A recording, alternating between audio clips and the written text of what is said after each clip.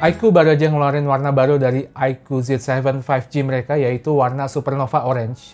Sebetulnya Z7 5G ini udah keluar sekitar 5 bulan lalu ya, tapi nggak apa-apa. Saya coba review plus main beberapa game di video ini.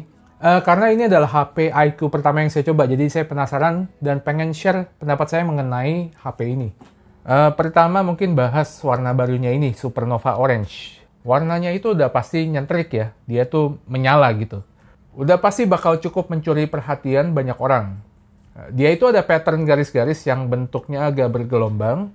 Materialnya pakai plastik dan feels-nya ya kayak plastik biasa. Memang kalau pakai plastik saya bilang harus dibikin finishing yang unik biar nggak kelihatan murah ya. Nah yang warna orange ini saya bilang cakep. Dan yang pasti unik dibanding varian warna lain yang finishingnya itu udah mainstream ya. Desain layarnya udah pakai punch hole jadi terlihat modern. Dengan bezel yang standar lah, kiri kanan atasnya tipis tapi bagian dagunya ya standar.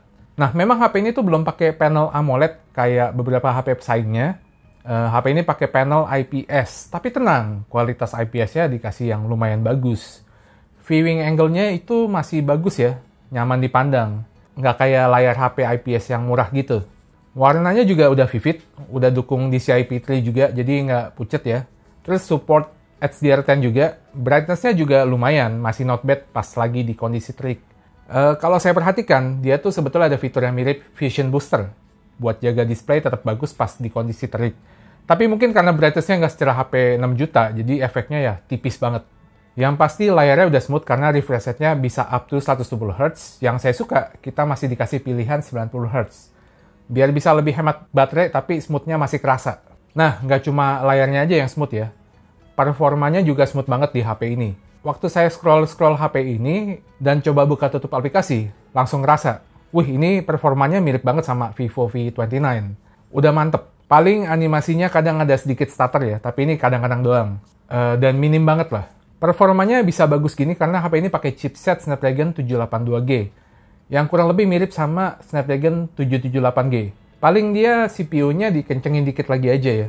Buat HP harga 4 jutaan, jelas chipset ini udah powerful. RAM-nya juga lega banget, jadi aman buat multitasking. Plus internal storage 256GB, tapi dia nggak ada slot microSD, jadi cuma dual SIM doang.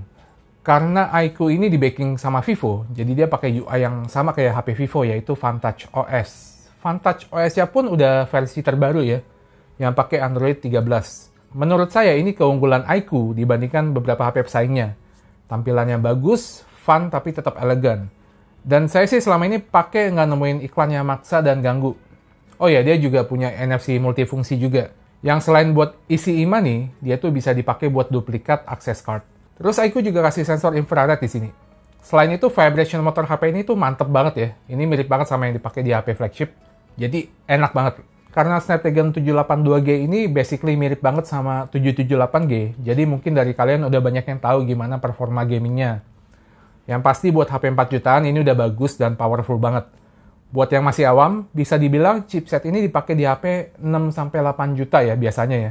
Salah satunya 778G itu dipakai di Vivo V29. Buat main Genshin di grafis medium udah lumayan banget lah. Udah enak buat ukuran HP 4 jutaan. Terus Call of Duty Mobile juga udah optimal, pilihan grafis bisa rata kanan dan bisa dapat 60 FPS dan performanya stabil pas main. Mobile Legends bisa set grafis ke ultra dan frame rate ultra. Pas main grafisnya bagus dan smooth banget. Pas di scene yang ramai pun nggak kerasa ada stutter. Terus main Pokemon Unite di grafis rata kanan juga bagus. Dia bisa dapat 60 FPS dan stabil banget, walau di scene yang ramai sekalipun. Dropnya juga sesekali dan sedikit doang lah kalau saya cek di indikator FPS bawaan gamenya.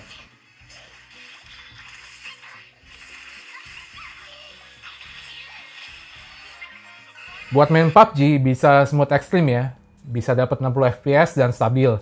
Kalau main grafis yang lebih tinggi bisa hingga ultra, dapatlah 40 FPS dan stabil. Kalau PUBG New State nih bisa lebih tinggi lagi. Saya kalau main di grafis HDR, bisa dapat 90 FPS dan termasuk stabil banget kalau lihat FPS meter bawaan gamenya.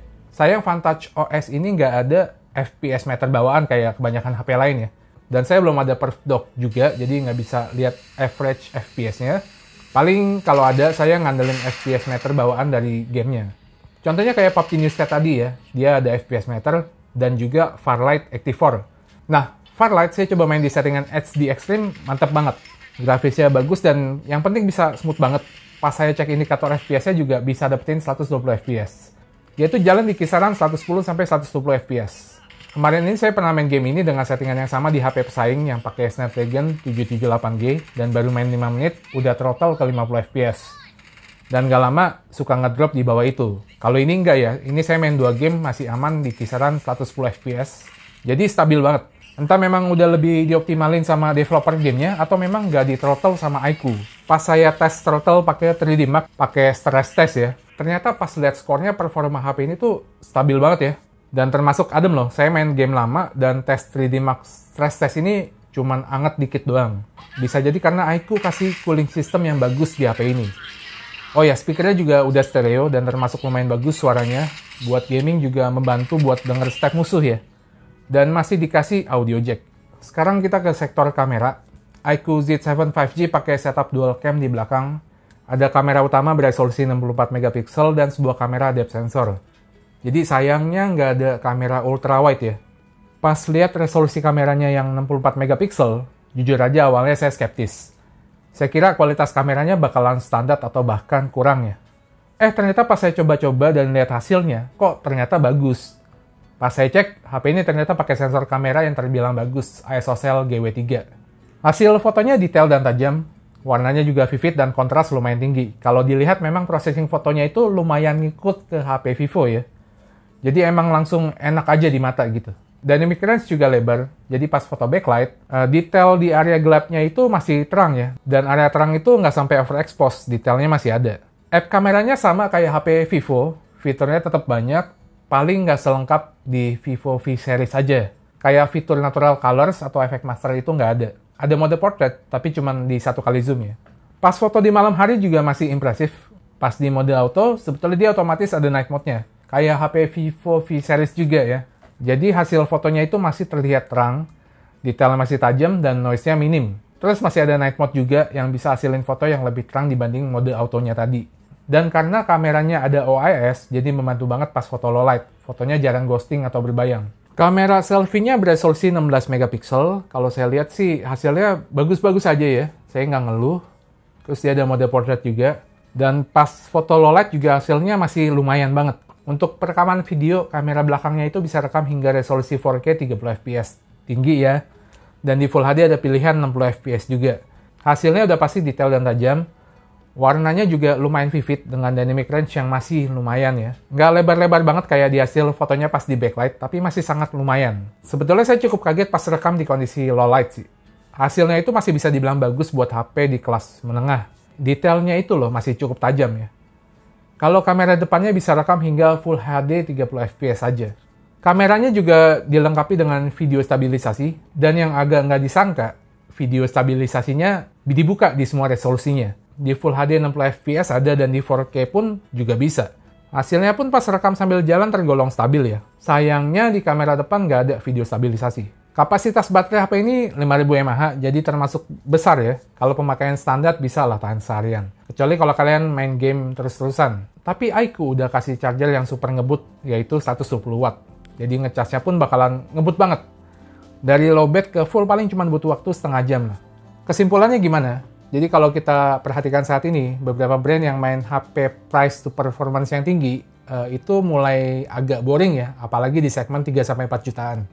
Jadi saya senang ada brand baru kayak iQOO itu masuk ke pasar ini.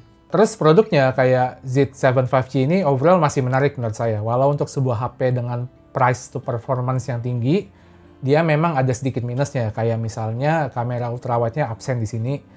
Terus walaupun layar IPS-nya udah sangat lumayan ya, memang masih kalah sama HP pesaing yang udah pakai AMOLED. Tapi yang lainnya itu sangat memuaskan, kayak performa kamera utamanya yang menurut saya bagus, terus UI-nya yang elegan dan nyaman dipakai, dan ini penting banget menurut saya. Dan juga performanya itu nggak mengecewakan. Jadi maksudnya dia tuh memang performanya bagus ya, tapi bagus aja nggak cukup gitu. Kita butuh yang stabil, dan iQOO Z7 5G ini bisa membuktikan kalau performanya masih stabil kalau kita pakai main game yang lumayan lama ya. Dan ini memang nggak bisa dilihat di atas kertas doang.